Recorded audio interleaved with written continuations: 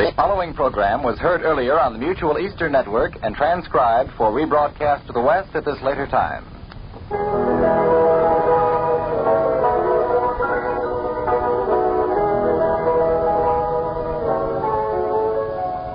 Big and Sade, radio's famous home folks, brought to you by the F.W. Fitch Company, makers of Fitch's saponified coconut oil shampoo and Fitch's Ideal Hair Tonic. Laugh a while, let a song be your style, use Fitch shampoo. Don't despair, use your head, save your hair, use Fitch shampoo.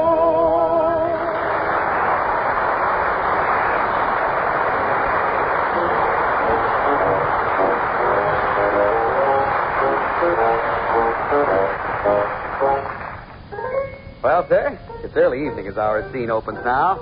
And here in the small house halfway up in the next block, we find three gentlemen of our acquaintance. Mr. Victor Cook, his son, Mr. Rush Cook, and Sade's amiable Uncle Fletcher are seated here and there about the living room in attitudes of ease. And having dined recently and fulsomely, their conversation lacks drive and sparkle. Young Rush, however, seems to have hit upon an interesting passage in the volume of vigorous fiction he's glancing through. Listen. Say, Uncle, Thunder, Third Lieutenant Clinton Stanley, pressing his fingers deep into the throat of the counterfeiting clarinet virtuoso. Uncle, screamed the miserable wretch, and the handsome young officer threw his lifeless body over the precipice, mounted his sky blue motorcycle, and steamed victoriously into the golden rays of the setting sun. Captain Guy, too. What? Something in my tooth. Oh, you'll enjoy that. A fragment of my dinner is apparently lodged between one of the upper bicuspids and one of the adjacent contemporaneous phalanges. Phalanges are toes. That's what I say. No, it works out that way sometimes. So polished, hyena grease, chest salve, quinine. It all comes to nothingness in the head. Boy, it sure does. Where's Mama, Geraldine? She went up the street to Mrs. Kessler's house to return an egg beater. Why didn't she send you? Oh, wanted to indulge in a chat, I expect. There, I expected what was in my tooth.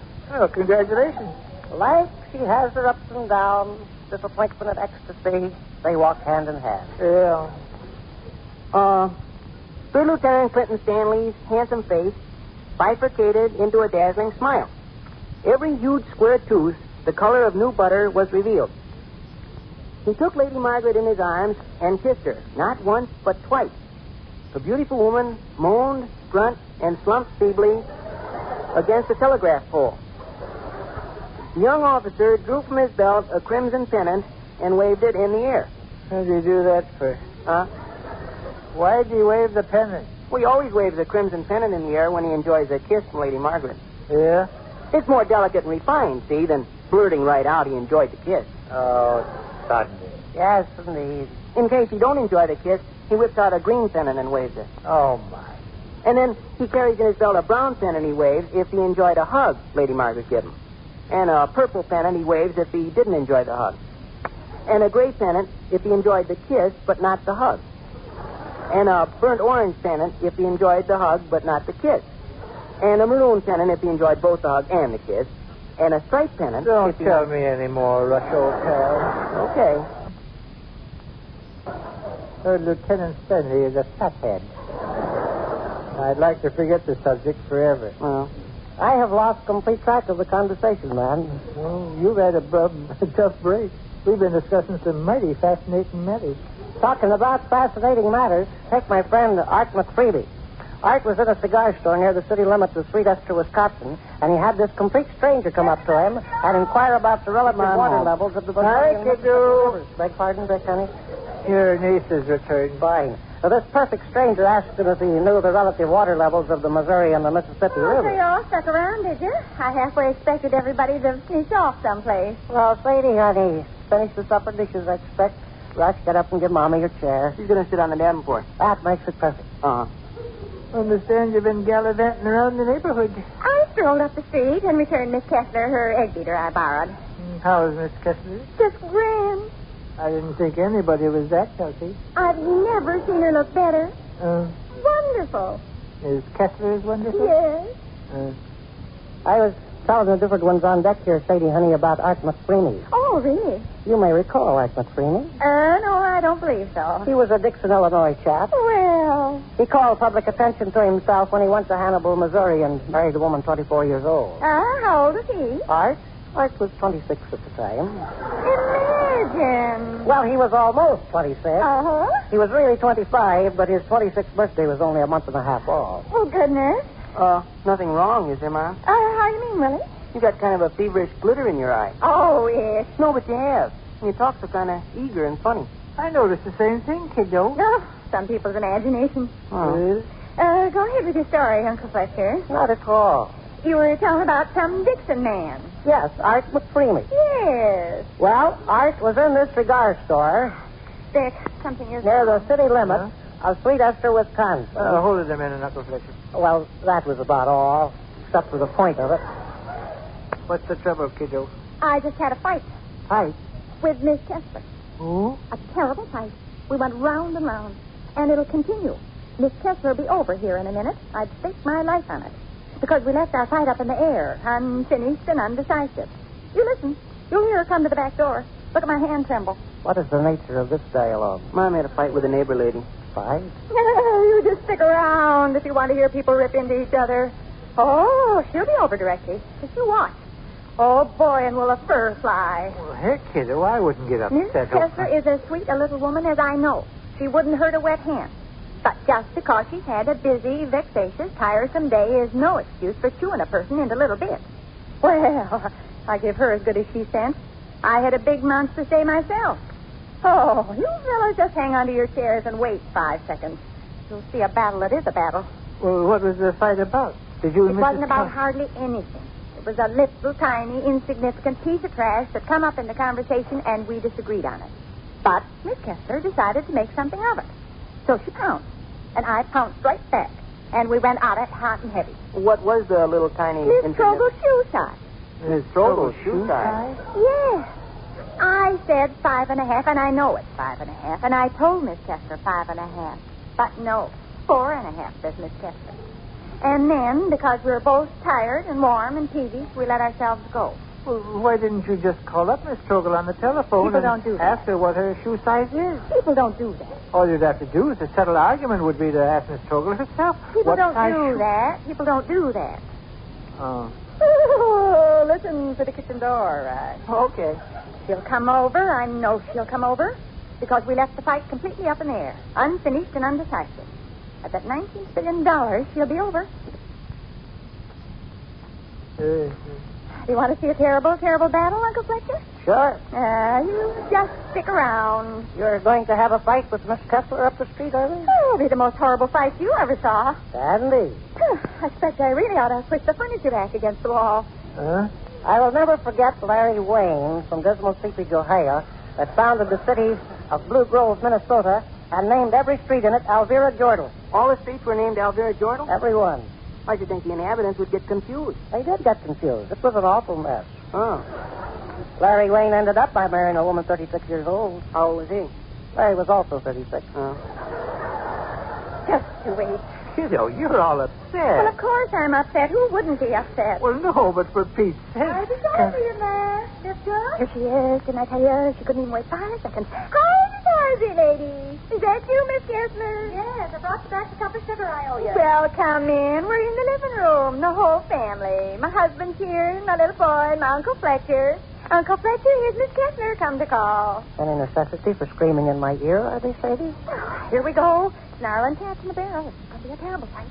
Just a terrible fight. I believe it's turning a little cooler. Oh, really, Miss Kessler? The nicest breeze just sprung up you ever saw. Oh, Mr. Cook, how are you? Well, and Raj, hello, honey. Good evening, ma'am. Why, and Uncle Fletcher. Say, you're quite the stranger. Haven't seen you in a month of Sundays. Fine. Miss Kessler, you changed your dress. Oh, this old thing. It's beautiful. Oh, now listen. It's darling.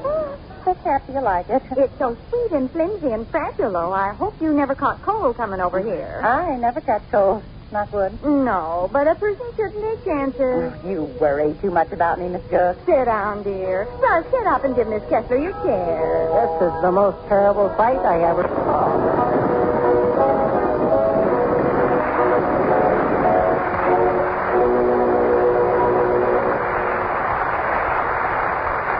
More about Vic and Sade in a moment. You know, people form opinions about others through a lot of little things. Like the condition of one's hair, for example.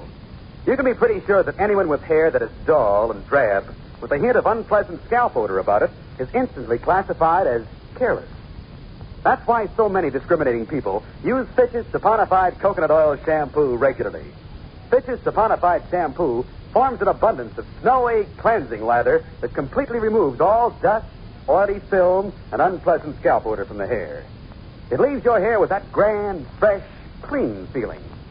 And remember, Fitch's saponified coconut oil shampoo contains its own special patented rinsing agent.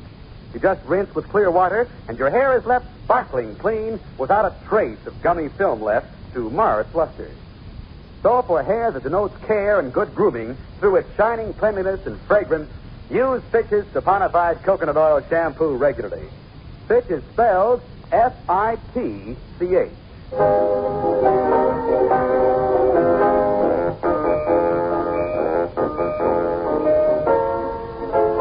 Now, back again we go to the small house halfway up in the next block.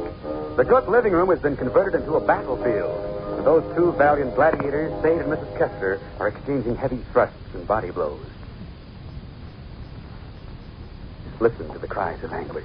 Miss Gook, I don't want you to think I'm leading up to a trade last, but Miss Watson there on Chestnut Street told me down in the 10-cent store Tuesday afternoon that you make the best peanut brittle she ever put in her mouth. Oh, Miss Watson's nothing but a flatterer. I wouldn't say that. If you're hungry for peanut brittle, I'll have Rush run to the drugstore and buy some. Oh, no. I had a chunk of peanut brittle I carried around in my overall pocket a couple of months last winter, but she turned sour on me. Well...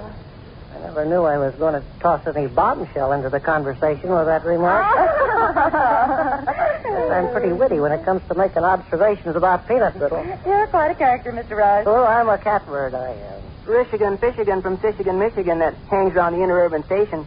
Cracked kind of a funny joke when he... Rush, but you're growing tall. Yeah, How old are you now? 14. You're almost as old as your father. Oh, my. I believe you are as old as your father. Well, no, not quite. You're not sitting in any draft, are they, ma'am? What did I say?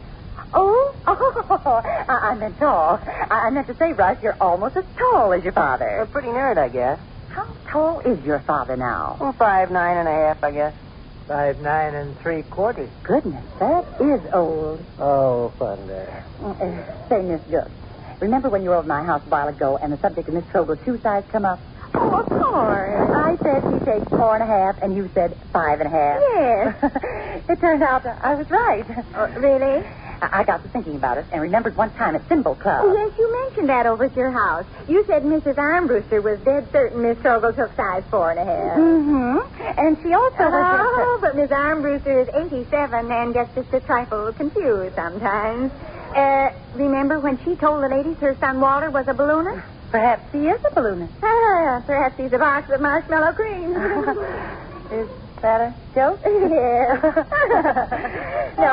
No, you can accept my word for it, lady. Miss Trogel takes a size 5.5 shoe. But she doesn't. I beg your pardon. She takes a size 4.5. I know, Because old Miss Armbruster says so, yes. Well, she just made a little teeny mistake. I wasn't going to mention Miss Armbruster. I was going... Yes, you were going to say you personally know Mr. Rogers down at Rogers' shoe. No, I wasn't going to say that. I was going to say... Mr. I was going to say that little Charlie Husher once ran an errand for Miss Trogel, and I remembered his stopping past... Yes, indeed.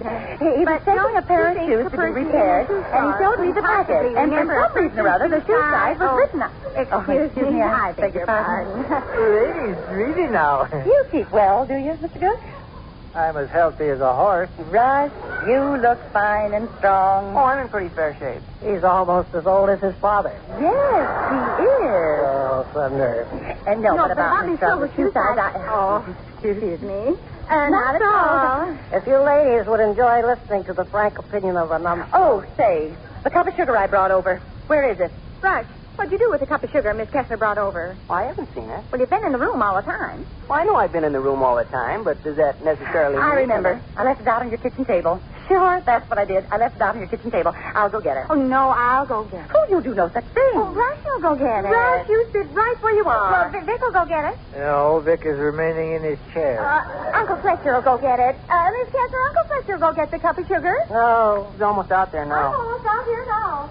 Hey, what did I tell you? Ever listen to such a fight in your life? Oh, but she's determined. I hate fighting and clawing and stabbing like we've been doing.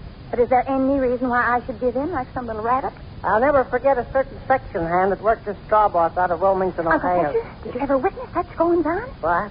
The terrible fight that's going on.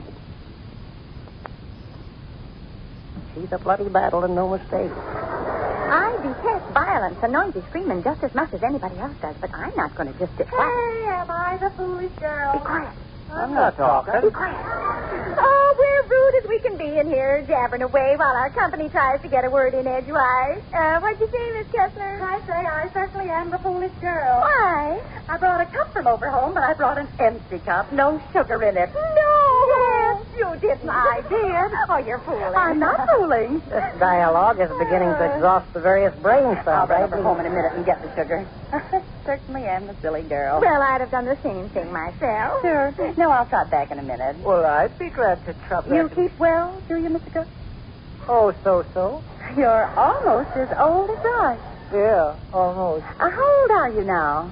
Well, on the 27th day of next February. Miss Cook, I just thought of a proof Miss Strobel takes a size 4.5 shoe. Oh, really? Why, how strange. I just thought of a proof she takes a size 5.5. That's quite a coincidence. Well, isn't it? I'll tell you my proof. I'll tell you mine. When I visited East St. Louis last fall, I called up Miss Strobel, wanting to borrow a pair of scissors. She told... Oh, excuse me. Holy smoke, I'll Of talk. course, this doesn't make the slightest bit of difference. About Miss Strobel's shoe size? Oh, goodness, no. But to finish what I started to say... Yes. Well, I'll finish what I started to say. Well, surely. Telephone's ringing. There are the telephones. I'll get it. Yes, you get it. Mr. Gook will answer it, Miss Kessler. Oh, I know he will. Get it, Vic. Okay. Thank you. Not at all. You're getting tall, Rush. Yeah. You're almost as tall as the telephone. Yeah. How old is the telephone? They're laughing. Oh, I know. Hello? Oh, hello, Fish. Michigan from Michigan. It's Michigan from Michigan. Grand. Yeah, sure ecstasy. What's on your mind, Fish? A dear friend, Mr. Gook. Oh, is that so? Uh-huh. You know, I was thinking I'd give Miss Strobel some easy slippers for Christmas this Christmas. Okay. Size 5.5. No, size 4.5. He wears size 5.5. I believe we disagree on that. Just the teeniest, tiniest bit, Miss Gook. Sure thing, Fish. It's not that I care a darn one way or the other. Fine, Fish. No, nor me either. Okay, Fish. Only I do have this proof. Bye-bye, Fish. See, when I visited East St. Louis Who was last that, fall... Vic? Huh? Who was that on the telephone? Michigan from Michigan. Well, Said the courthouse just blew up. what do you know? This is a friend of Mr. Gook. How grand. Just called up to tell me my job has been given to another guy and that the police have a warrant for my arrest. He's awful nice.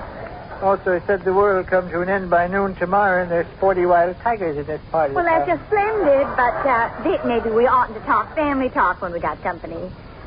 Miss Kessler, I think you started to say something. Oh, yes, I did. What was it? Last fall when I went to East St. Louis. I'm the rude, impolite, mean girl. You asked me to tell you my proof about Miss Strobel taking a size 5.5 shoe, and then I never went ahead and told it. Well, here I have to skip home and get that sugar. Oh, no. Yes. Oh, I don't need that darn old sugar. It won't take me 2 minutes. Well, maybe Vic or Rush could trot over. No, sir. Will you be right back? I'll be back before you can say Jack Robinson. Well, don't run fast or catch cold. I won't. And don't trip and fall down. If I do, I'll go boom. Is she gone? Yeah. You heard the kitchen door close? Yeah. Did you ever see such a fight, Vic? No, I never did. Did you ever in all your life see such a fight?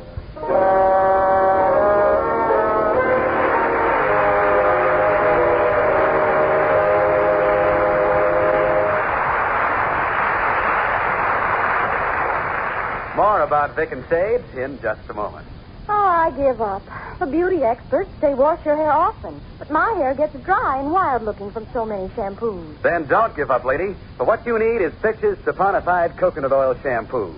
Why? Because Fitch's saponified shampoo is made from mild coconut and pure vegetable oils.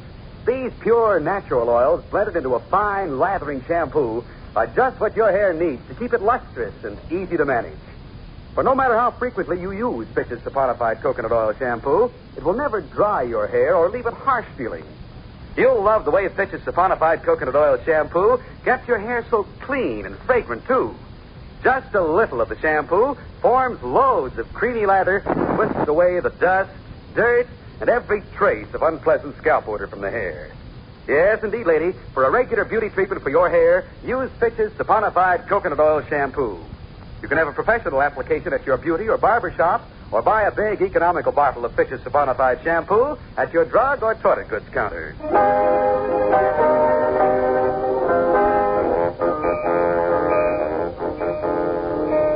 Well, sir, returning to the living room of the small house halfway up in the next block once again, we find our friends pretty much as they were when we left them a few moments ago.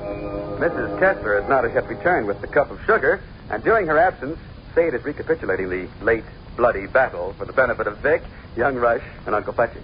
Did you hear her lash out about her trip to East St. Louis? Oh, it was fearful. Well, I think that was the most terrible part of the fight.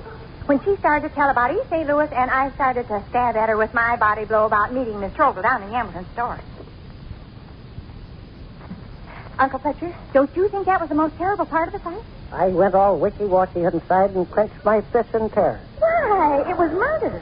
I had to hold my chin in my hand to keep my teeth from chattering. And just think, in a minute or two she'll be back, and we'll start it all over again. You managed to keep well, hardly a rush? I'm in pretty good shape, I guess. Let's see, you must be about as old as your father. Oh, I'm a little older than he is. How old is your father? Oh, about 5'9 1/4. I'm older than that. I'm 5'9 3/4. You're about as old as Miller Park Lake. Old Miller Park Lake is 6 feet high. That's what I say. Now, just think. In a minute or two, Miss Kessler will be back, and we'll start the terrible fight all over again. I'm going to make a telephone call. Does the telephone manage to keep well these days, Vic? I'll talk to it and see. Person does talk to the telephone. Never thought of that before. And it talks back. Absolutely. I wonder how awful this fight is going to get. There'll be dead bodies everywhere. 7654J, please. Correct. Hey, Beg pardon? that's Miss Trogel's number. I know it. What you telephoning about? I'm going to make a certain inquiry. What inquiry's that? Miss Trogel's shoe size. No. I'm merely going to ask... People don't do that, Vic. They just don't. Well, I'm a people that gets tired of a lot of nonsense and junk. And I'm... hello? Who is this? Margaret? Oh, how are you, Margaret? That's fine. Mama home? People don't do that. Anthracite and bituminous coal.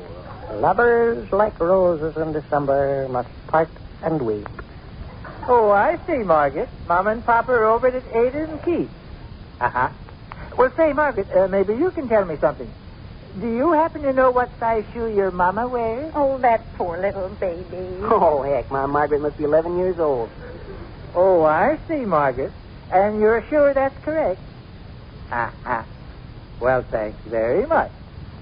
You bet. Goodbye, Margaret. What size does she wear? Well, see, I'll tell you. Margaret informs me... Lady, here's your naughty neighbor girl again. Here she is. The battle's on again. Now, look, everybody, keep out. I'll do my own fighting. Well, that didn't take long. Everybody keep out. I'll do my own fighting. Yeah. I didn't forget the sugar this time. Oh! I'd forget my head if it wasn't attached to my neck. Oh, my.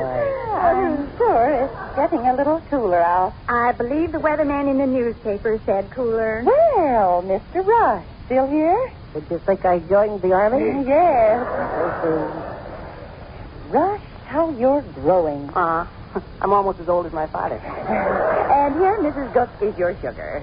Thank you. You'd think the woman was handing you a quart of diamonds, Sadie. Yes, Uncle Fletcher. Say, lady, I've been thinking... Oh, excuse me. Go ahead. All right. I was thinking about Miss Trogel's shoe size. You're enjoying some more complicated dialogue. You were going to say something about Miss Trogel's shoe size, Miss Kessler. Yes. so was I. I hope you don't think I keep harping on the same subject. Well, not at all. Because it doesn't make the slightest bit of difference. No, it certainly doesn't. I'll tell you what I was going to say. All right, and before I forget it, I'll tell you what I was going to say. Tuesday afternoon, I talked to Miss Trogle. Tuesday afternoon, I talked to Miss Trogle. Really? She told me her shoe size. She told me her shoe size. 4.5. 5.5. How could that be? Miss Kessler, I've known Miss Trogle for many years. She is one of my dearest friends. Are you related to Mrs. Trogle? Well, no. Are you? It's a very distant connection. Ladies, I'd like to put in a word. We're talking, Vic. I'd like to put in a word just to say.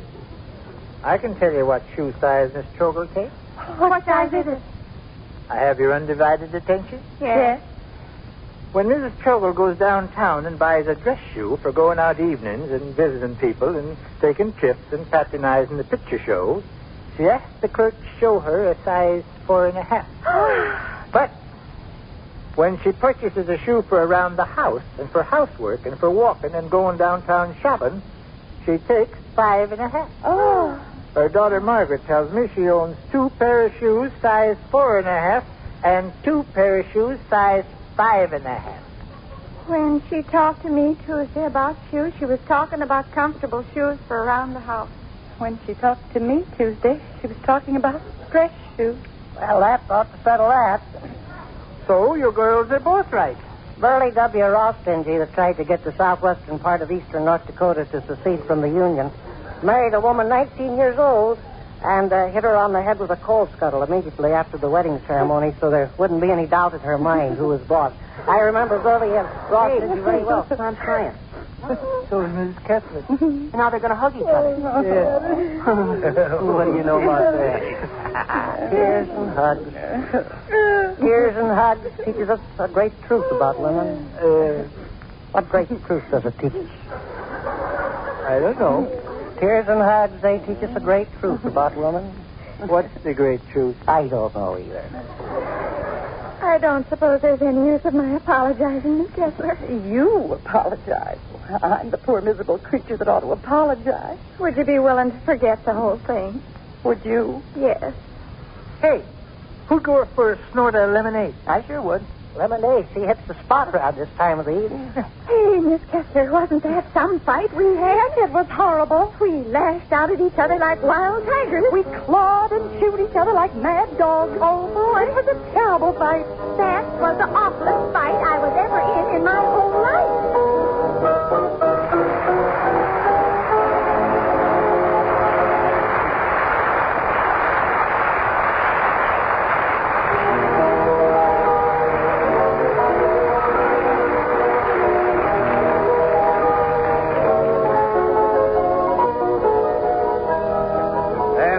Our visit at the small house halfway up the next block with radio's home folks, Vic and Sade.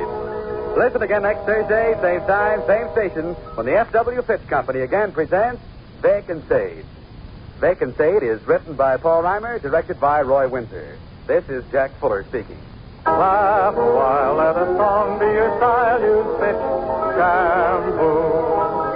Don't despair, use your head, save your hair, use Fitch shampoo.